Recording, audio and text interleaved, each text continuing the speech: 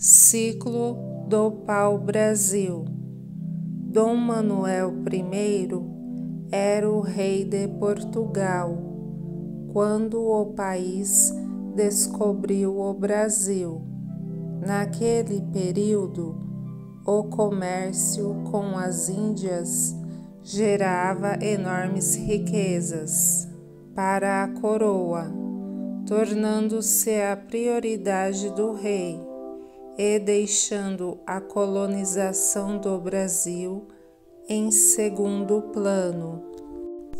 Ao chegarem ao Brasil, os portugueses encontraram o pau-brasil, da espécie Pau-Brasilia equinata, uma árvore nativa da Mata Atlântica, especialmente abundante nas regiões costeiras, entre o Rio de Janeiro e o Rio Grande do Norte.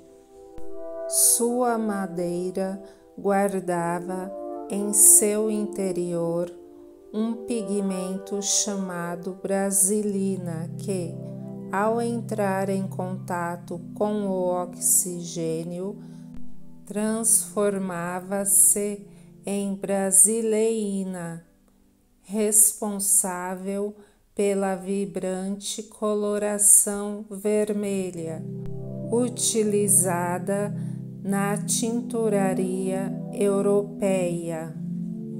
Os tintureiros descobriram que, ao ajustar o pH da solução, o corante extraído do pau-brasil podia gerar uma variedade de tonalidades, do vermelho intenso ao alaranjado, passando pela cor de vinho e o roxo, ampliando significativamente suas possibilidades na tinturaria. Como já conheciam madeiras avermelhadas com propriedades semelhantes em outras partes do mundo, os portugueses rapidamente identificaram naquela espécie um recurso familiar e valioso. Naquela época, o vermelho era uma cor rara e difícil de obter, por isso tornou-se um dos pigmentos mais cobiçados e caros. Era reservado às vestes da nobreza, funcionando como símbolo de prestígio e poder.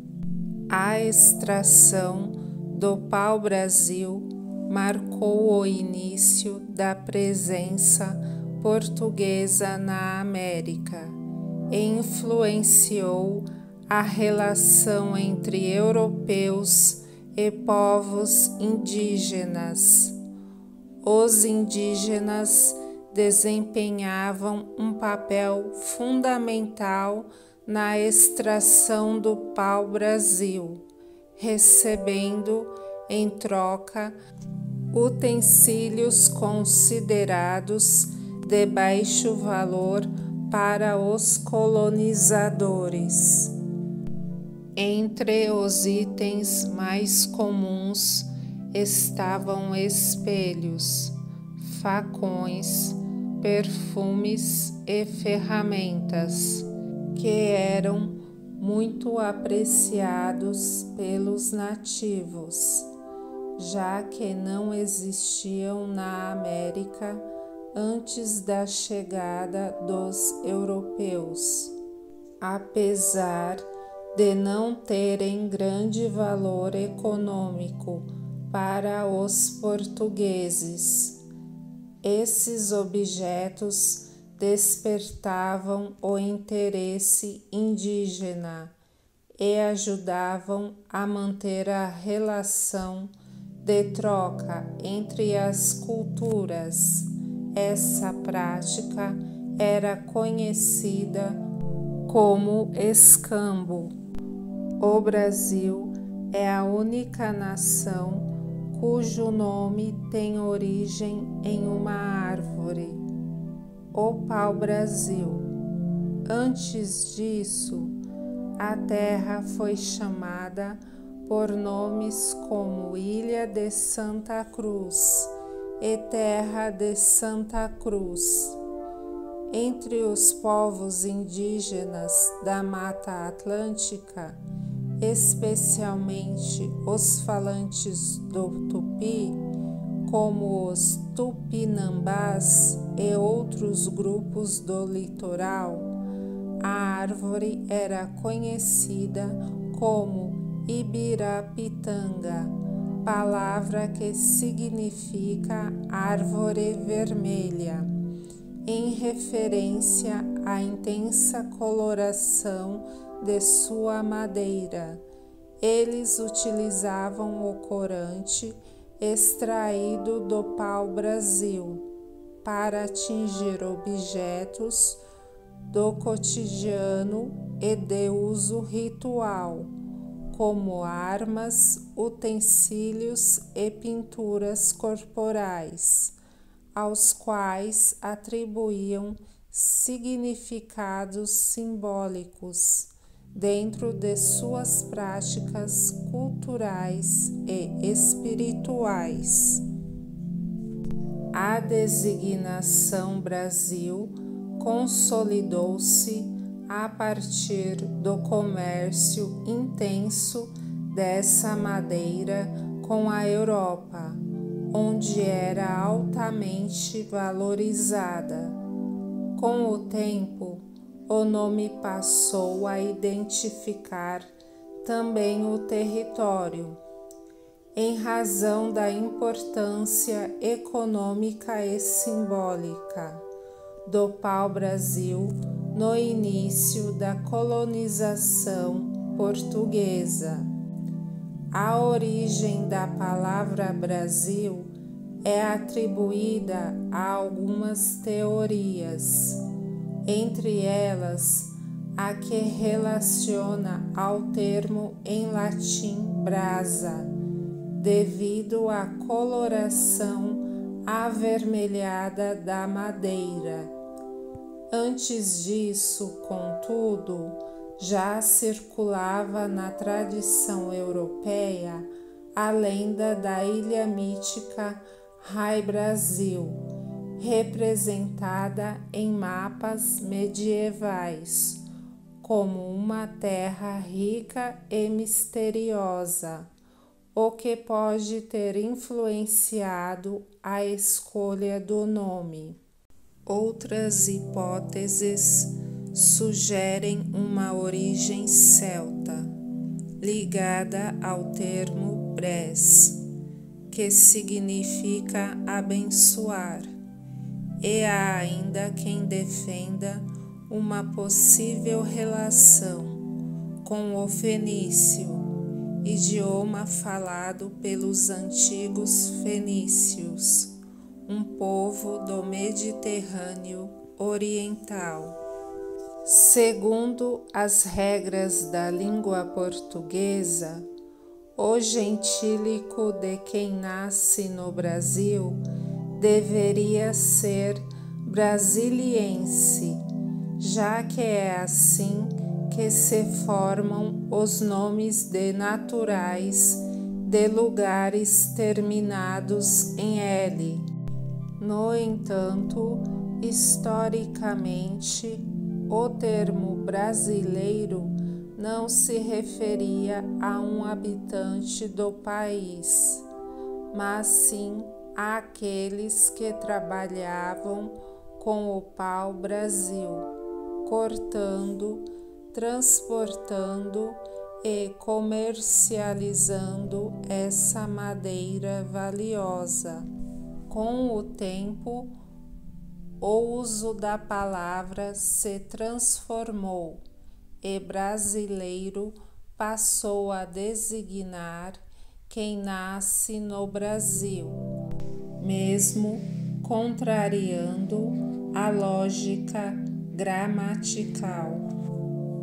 Portugal enviou expedições exploratórias ao Brasil, com o objetivo de reconhecer e mapear a nova terra, avaliar seus recursos naturais, como o pau-brasil, confirmar a posse portuguesa e identificar possíveis riquezas, especialmente metais preciosos. As primeiras dessas missões foram a expedição de 1501 a 1502, provavelmente liderada por Gaspar de Lemos, e a de 1503 a 1504, comandada por Gonçalo Coelho. Diante da ausência de metais preciosos nas primeiras expedições, e o fato de o rei estar mais focado nas rotas comerciais com as Índias, decidiu-se conceder à iniciativa privada o direito de explorar a nova terra, firmando em 1503 um contrato com um consórcio de judeus conversos, cristãos novos, liderado por Fernão de Noronha, atualmente conhecido como Fernando de Noronha. O contrato tinha duração inicial de 3 anos, com possibilidade de ser renovado por algumas vezes.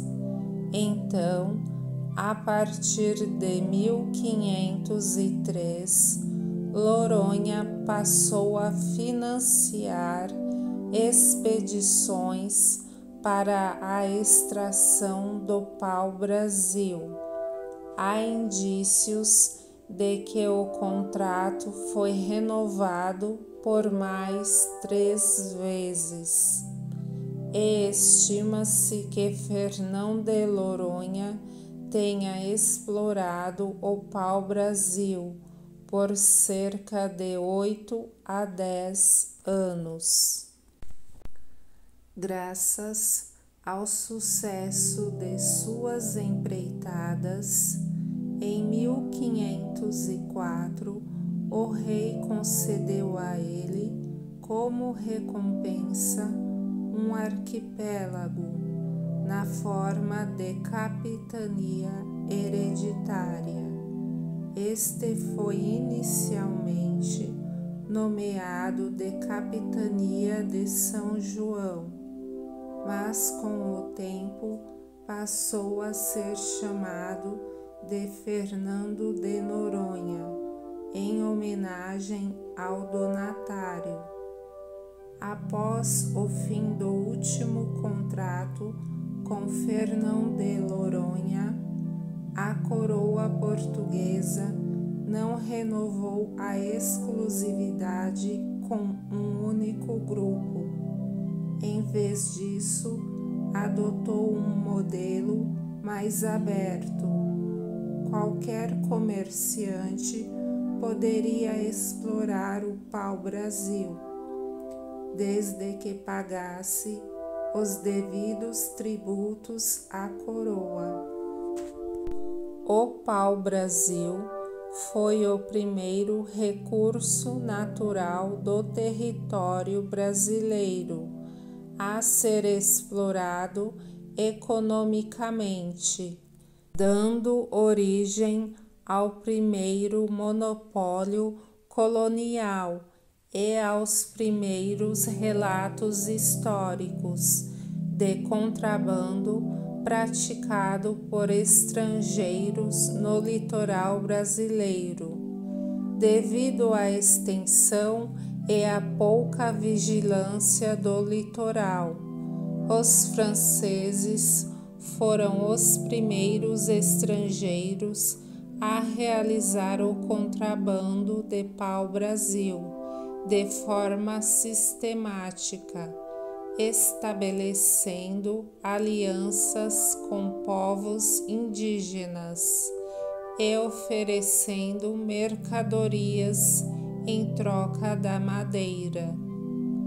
Posteriormente, ingleses, holandeses e espanhóis também participaram desse comércio ilegal, embora com menor intensidade, sempre sem a autorização da coroa portuguesa.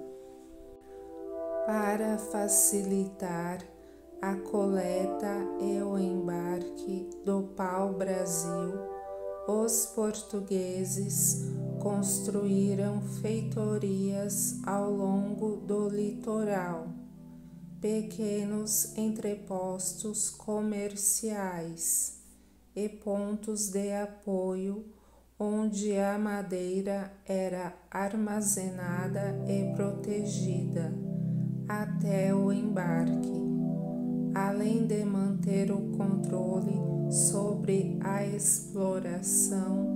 As feitorias serviam para vigiar a costa e conter o avanço de contrabandistas estrangeiros. Entre os locais com presença confirmada de feitorias estavam Porto Seguro, na Bahia, Cabo Frio, no Rio de Janeiro e Iguaraçu, em Pernambuco. Para proteger o monopólio português, a coroa enviou as chamadas expedições guarda-costas, que tinham o papel de patrulhar o litoral e combater piratas e invasores. Uma das mais conhecidas foi liderada por Cristóvão Jacques, que realizou várias missões para reprimir estrangeiros no litoral brasileiro. Antes da colonização efetiva do Brasil, os portugueses limitavam-se à exploração dos recursos naturais do território recém-descoberto. Esse período, que vai de 1500 a 1530, é conhecido como período pré-colonial. A partir de 1530, com a crise do comércio de especiarias provenientes das Índias e o aumento da presença de potências estrangeiras no Atlântico Sul, Portugal passou a investir na ocupação e defesa da colônia. Inicia-se então o cultivo da cana-de-açúcar, que marcaria o início da colonização efetiva e se tornaria a base da economia colonial por mais de um século. O corte sistemático do pau-brasil começou aproximadamente no início do século XVI e se manteve como atividade importante até meados do século XVII.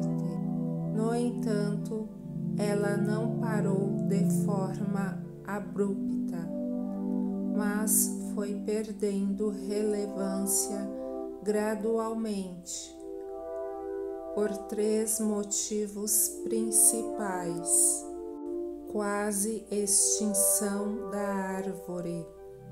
A extração predatória reduziu drasticamente a quantidade de pau-brasil disponível, especialmente nas áreas costeiras. Substituição por outras atividades econômicas, como a produção de açúcar, ouro e, mais tarde, café. Dificuldade de transporte e extração, já que as árvores remanescentes estavam em áreas mais afastadas e de difícil acesso. Estima-se que mais de 2 milhões de árvores de pau-brasil foram cortadas entre o início do século XVI e o início do século XVII, especialmente entre 1503, quando começou a exploração sistemática, e os primeiros anos de 1600. Em 1605, a coroa portuguesa instituiu o Regimento do Pau-Brasil para controlar a extração da madeira. O documento proibia o corte sem licença, previa punições para quem desrespeitasse as normas e estabelecia limites à exploração para evitar o esgotamento das matas. Em 7 de dezembro de 1978, foi sancionada pelo governo brasileiro a Lei número 6.607, que instituiu o pau-brasil como árvore nacional e estabeleceu o dia 3 de maio como o Dia do Pau-Brasil, símbolo de um passado marcado pela cobiça e pelo encontro de mundos distintos. O pau-brasil permanece, até hoje, como testemunha silenciosa das raízes da nossa história.